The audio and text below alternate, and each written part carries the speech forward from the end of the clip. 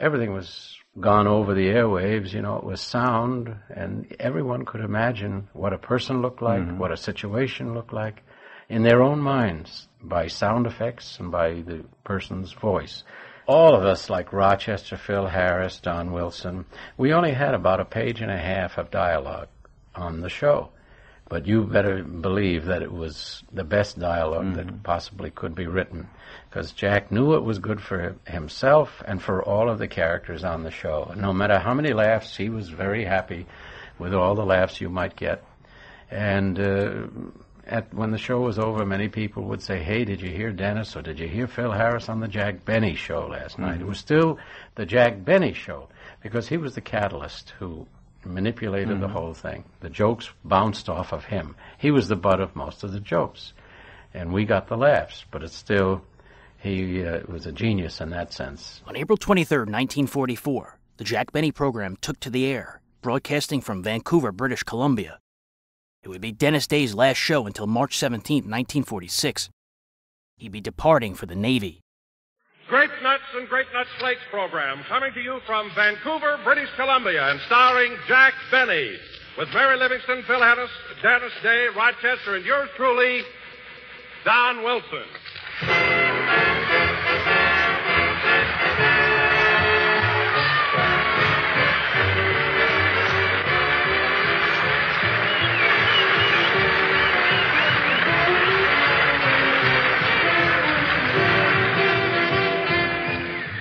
Well, folks, I had just thought up a wonderful slogan for Grape Nuts Flakes. If Grape Nuts Flakes are a cereal, give me a second installment. Oh, well, maybe it is sort of corny, but there's no doubt about it. Anybody will enjoy a second installment of Grape Nuts Flakes. That crisp, toasty brown texture, that malty, rich, sweet as a nut flavor, make Grape Nuts Flakes really distinctive. And they're a whole grain cereal, chock full of all-around whole grain nourishment. And the nutrition experts agree that breakfast should include a cereal with whole grain food values. So make that cereal Grape Nuts Flakes and do your family a favor all around. Remember, eat a good breakfast, do a better job. Feature tempting, toasty brown Grape Nuts Flakes and buy them in the big new 12-ounce economy size package.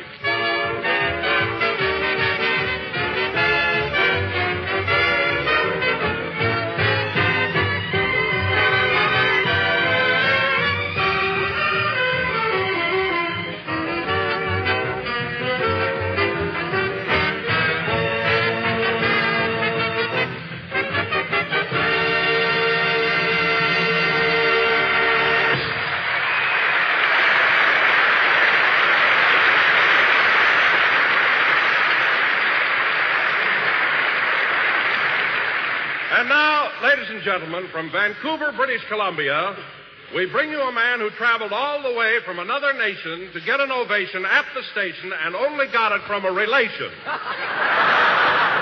And here he is, Jack Benny.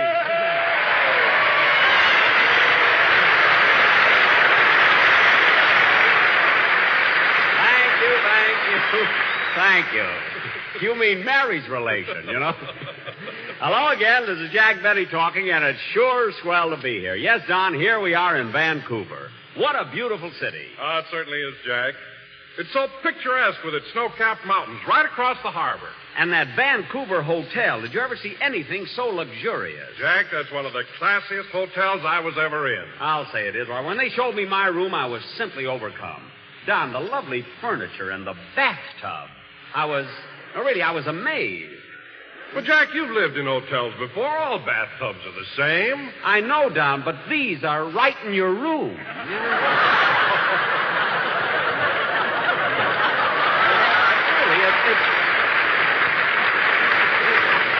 Really, it's very convenient, but you don't meet so many people that way, you know? 3 times I walked out of my room with a towel over my shoulder. No kidding. Another thing, Jack, have you noticed how polite the people are here in Canada? Polite? Yes, Don, I have. Why, I even saw a war poster up here that said, "Please guard your speech, lest unknowingly you divulge vital information regarding military operations." Well, that's nothing, Don. We have the same thing in Los Angeles, only it's a little more condensed. It just says, "Shut up."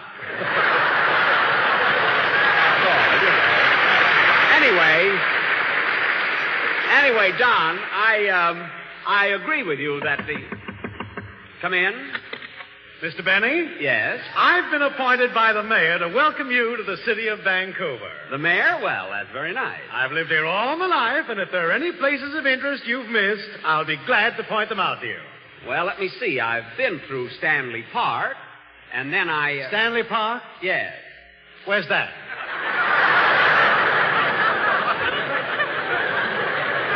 Why, it's right at the foot of Lions Gate Bridge. Lionsgate Bridge? Yes. They have one here? Of course. That's the bridge where Burrard Inlet meets English Bay. English Bay? Certainly. That's the body of water that practically surrounds the city. Oh, so that's what that is. Of course. Oh, good. Is there anything else you'd like to know? Look, let me ask you something. Look, what did you come here for? I told you. I've been appointed by the mayor to give you a welcome. And here it is. A 1, a 2. Well, thank you very much. Thank you very, very much. Thank you very much. You're welcome. Goodbye now. Goodbye.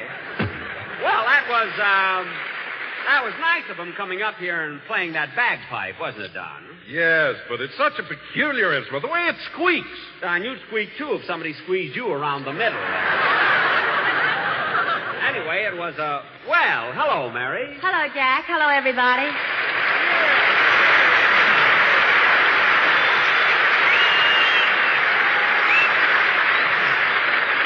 Well, Mary, how does it feel coming back to Vancouver, your old hometown? Oh, it certainly is thrilling, Jack. As soon as we got here, I went down to Nelson Street. That's where I used to live, you know. Yeah, you told me. Then I visited King George High School. That's where I graduated from. Brought back memories, huh? It sure did. Just think, Jack, right here in Vancouver, I spent my girlhood days. Gee, Vancouver, 1928. Yeah. You know, I spent my boyhood days in Waukegan. Gee, Waukegan, 1883.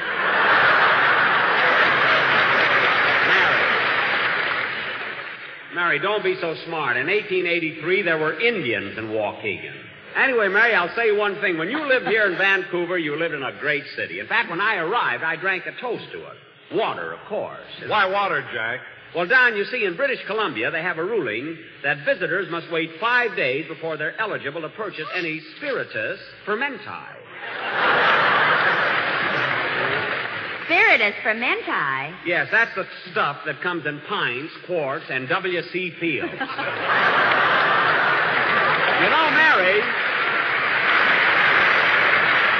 know, Mary, being in Vancouver brings back memories to me, too. When I was in vaudeville, I played the Orpheum Theater many a time.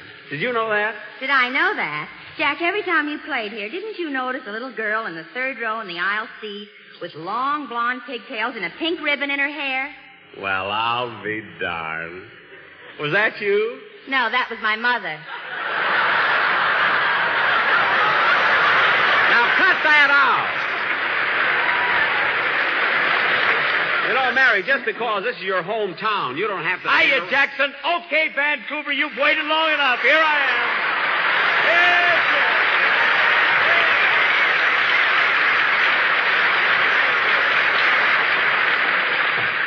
Oh, brother, what an entrance. Phil, what makes you such a ham? Listen, Jackson, this may be news to you, but when you got talent, you can do anything.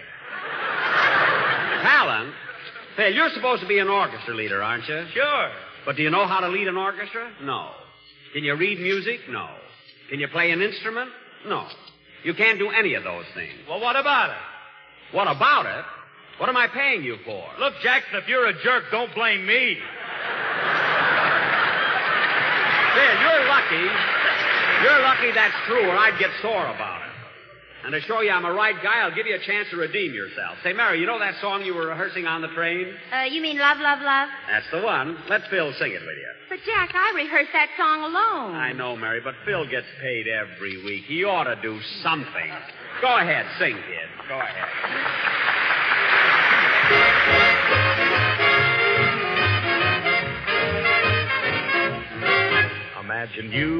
imagining that you love me.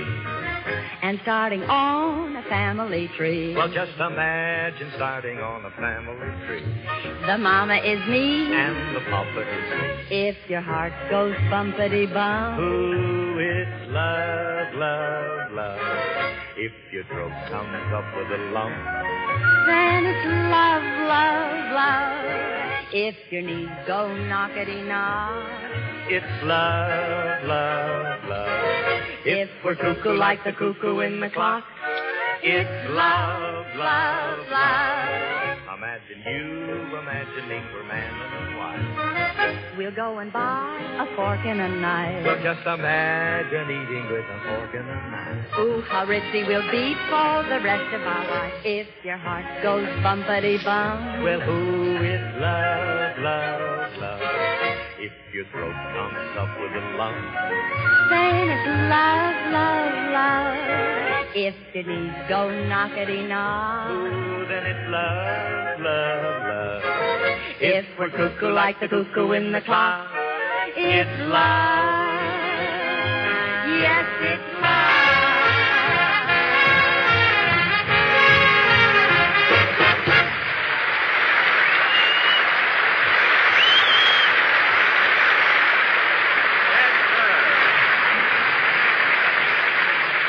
That was Love, Love, Love, sung by Mary, Mary, Mary, and Phil, Phil, Phil. Thanks. No fooling, kid. You did a swell job with that song. You see, Jack, you were wrong. Phil can do something. Well, I didn't say Phil couldn't sing, Mary. I merely said that... And that ain't all, Jackson. You know I can make up jokes on the spurt of the moment. Oh, fine. Spurt of the moment. Yeah, now look, get a load of this. You ask me. You say, ask me why the girls in Vancouver never take sunbaths. Oh, Phil, please. Oh, Jack, ask him. What can you lose? All right, Phil. Why do the girls in Vancouver never take sunbaths? Because even the mountains pee.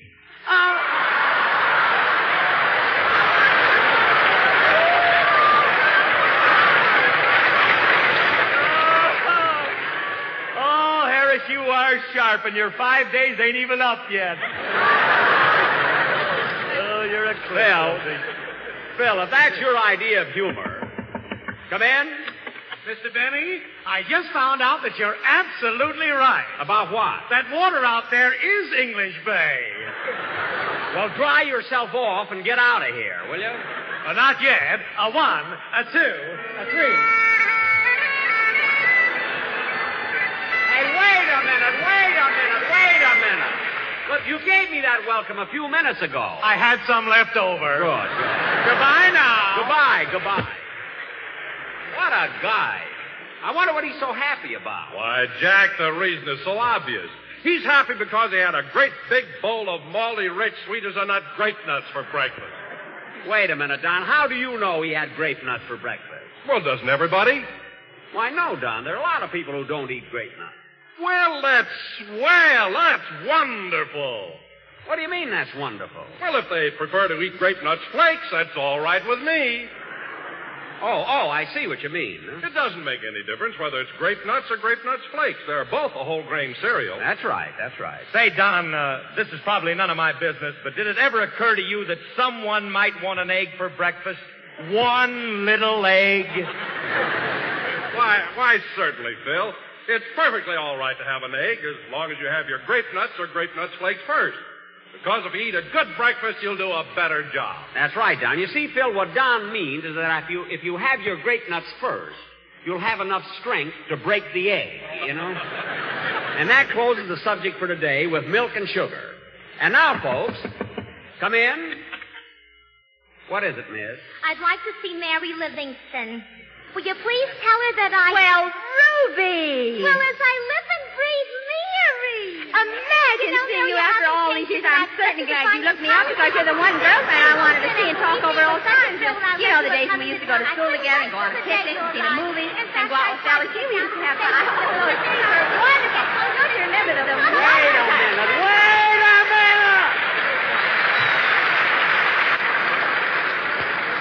Wait a minute. Good old Ruby. Good old Mary. If it turns out they don't even know each other, I'm quitting radio. I mean it. Jack, I want you to meet my old school chum, Ruby Wagner. Ruby, this is Jack Benny. Pleased to meet you. Any friend of Mary's is a friend of mine. Thank you. Gee, Mary, you haven't written to me in over 10 years.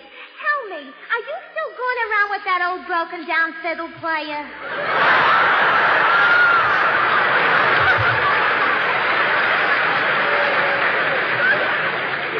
What? Ruby, quiet. This is the broken down.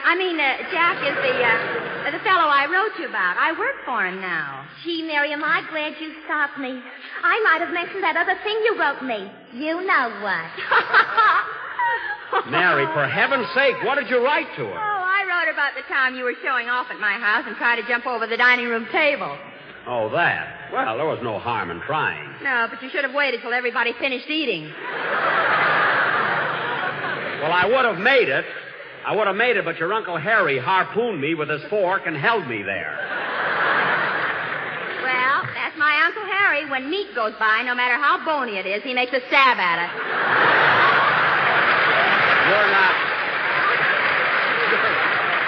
You're not kidding. Say, Ruby. Yeah, Mary? Why don't you sit down and wait till the show's over, and you and I'll talk about our school days. Okay. Weren't we dumb? Well, we'll talk about that later. Yes, Ruby.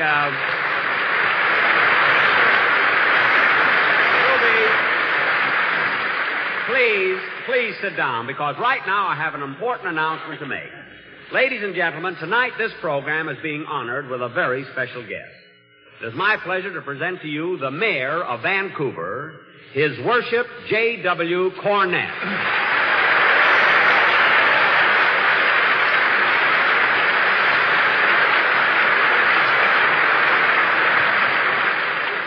Thank you, Jack. Thank you, ladies and gentlemen. Your Worship, it's a great privilege and a pleasure having you on our program. Well, Jack, I have looked forward to it. I'm glad, and I'm especially happy at this opportunity to talk to you because, you see, being the mayor of this grand city, you naturally have a great deal of influence. Well, yes, I imagine I have. And you could probably expedite matters with great speed and efficiency. Well, yes, I possibly could. I mean, Your Worship, if I should request something, a word from you would go a long way, huh? It probably would. Now tell me, what's bothering you? Your Worship, those toll bridges.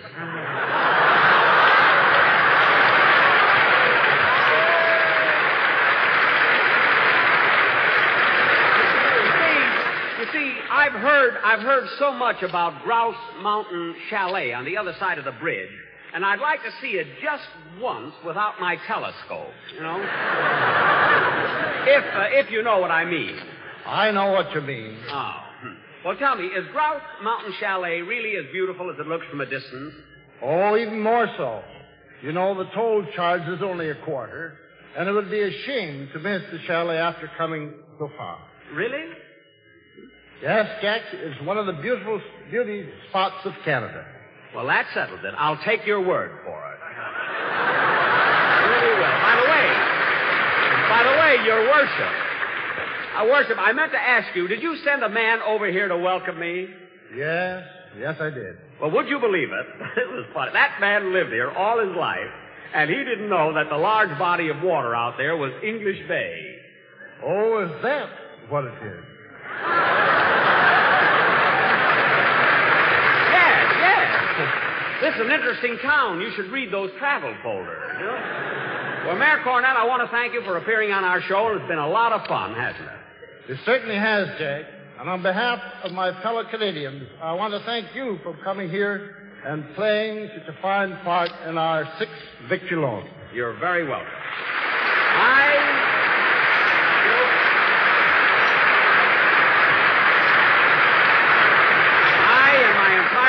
We're very happy to be here, and before we continue our program, I'd like to say just a few words to our Canadian friends. Since our arrival in Vancouver, we have visited your hospitals and talked with your boys back from the battlefield. They can tell you why Canada's 6th victory loan must be an overwhelming success. You can put your dollars into the fight with them by buying Canada's 6th victory loan. You can support them worthily, but only if you put victory first.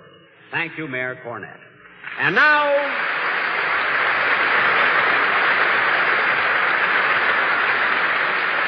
now, ladies and gentlemen, Dennis Day will sing Amour.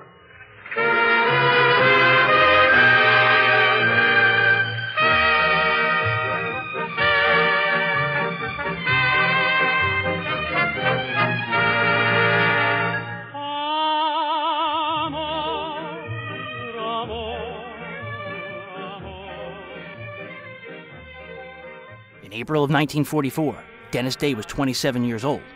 He'd been starring on Jack Benny's show since 1939, rounding into a very talented performer. Day had great comic timing and the ability to mimic voices well. That year, he'd appear on film in Music in Manhattan, opposite Anne Shirley. In many cases, a show would get well underway before he would even make an appearance. That's true, yeah. That's very true. And then he had a great facility of mentioning something. I wonder where I put that book or something like that, or where Dennis would be, or whatever's going to happen. And all of a sudden, when we were practically to the end of the show, that would come in another roundabout way that made a hilarious ending to the whole thing. He had that great facility. So he was really, in the early days when I was with Jack, he used to work with the writers on all the ideas and the dialogue and everything else. And then when we'd come in to read, usually on a Wednesday or Thursday, we'd have our first reading. And after the reading was over, we'd leave and go home, and then they would edit it and tighten it up. And my gosh, every time that would be 200% better once they worked it over. And Jack would work, says, I don't like this, we've got to replace this, or bring in, new dialogue, or let's keep this. But he was a great editor of scripts. This is one of the great sense of comedy that the man had. Not only was an editor, but what a timer, a master timer. He knew how long to milk a laugh and when to stop when he had enough, or the public had enough, the audience.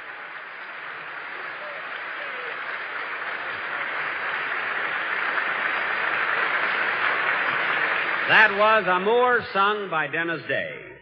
And ladies and gentlemen, this is Dennis's last appearance on our program. And Dennis, all I can say is, if you were leaving for any other reason except to join the armed forces, I'd hate to lose you.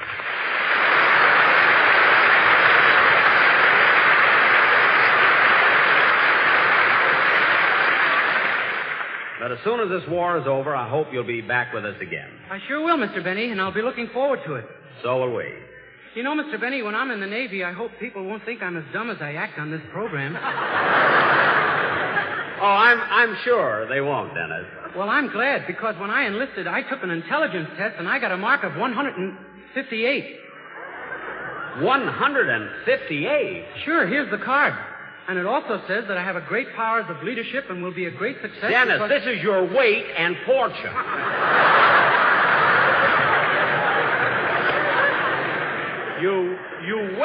You weigh 158 pounds. Oh. Well, anyway, kid, I want to wish you all the luck in the world. So do I, Dennis. That goes for me, too, kid. Come here, Dennis. I want to give you a great big kiss.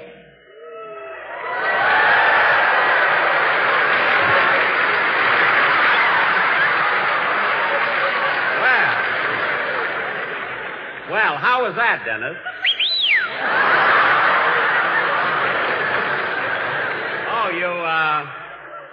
You liked it, eh? Yeah, peppermint lipstick. I know.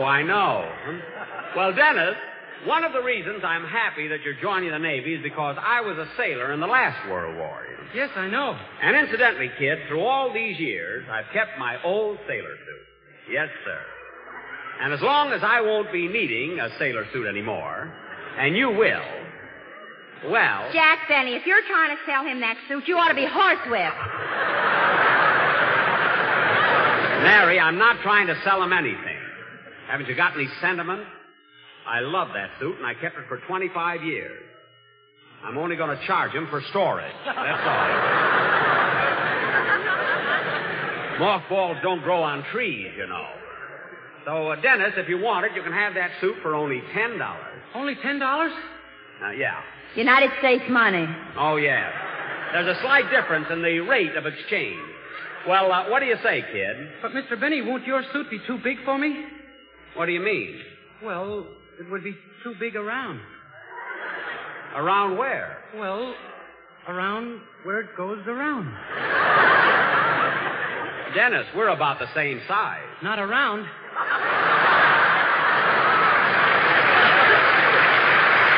Oh, that's right, that's right. Hey, Jackson, look, why don't you be big-hearted? Now, the kid's been with you for 5 years. He's going in the Navy, and you have no use for that sailor suit anymore. Why don't you give it to him? You're right, Phil. Okay, Dennis, you can have my old sailor suit. Gee, thanks, Mr. Benny. And in that case, you can have all my civilian suits. Well, thanks, kid. All you have to do is keep up the payments.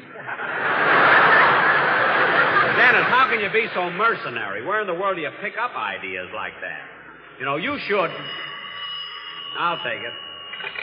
Hello? Hello, boss. It's Rochester.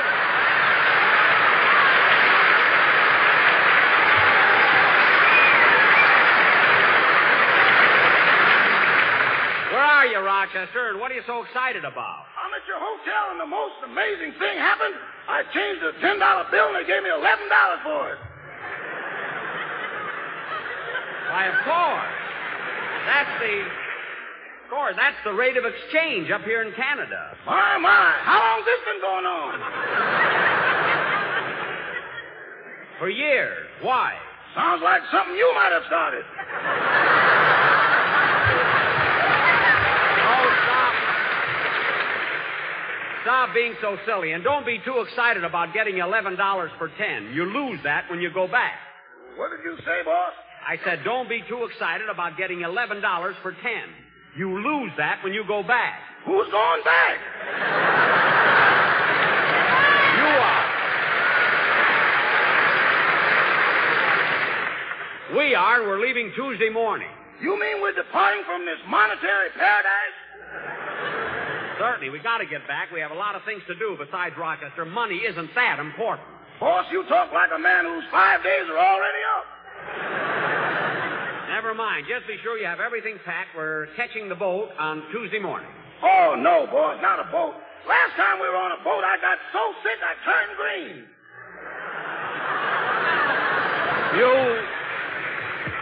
You turned green? Yeah, and for me, that ain't easy.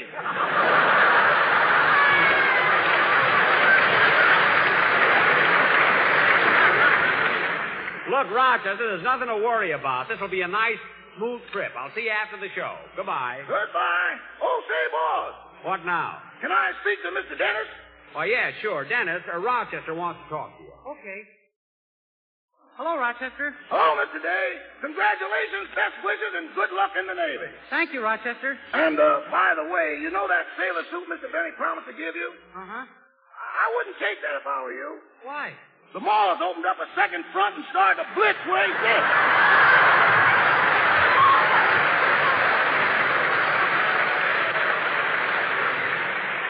Well, thanks for telling me, Rochester. Goodbye. Goodbye, and good luck. Mr. Benny, Rochester just wished me good luck. What'd you say, Rochester? What'd you say, Dennis? I said Rochester just wished me good luck. Well, we all do, kid. Jack, I can never thank you and Mary for all you've done for me and for the 5 most wonderful years of my life. I want to thank the gang, Phil, Don, Rochester, and everyone connected with the program, and all the listeners who've been so nice to me during these 5 years. Well, just hurry back, kid. That's all we want.